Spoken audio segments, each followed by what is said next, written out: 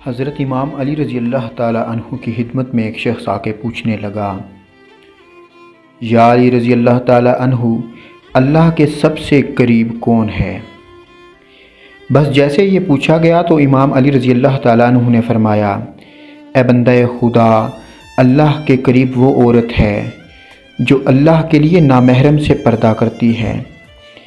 یاد رکھنا، اللہ نے عورت کو رحمت کا مجسمہ بنایا تاکہ وہ ہر گھر کو اللہ کی رحمت سے بھر دے۔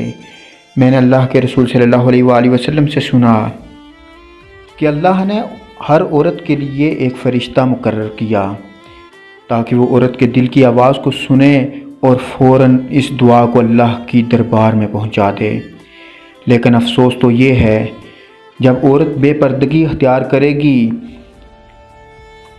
تو وہ فرشتے اور اللہ کی رحمت عورت سے دور ہوتے جائیں گے، اور یوں عورت دکھ اور تکلیف کا شکار بنتی جاتی ہے۔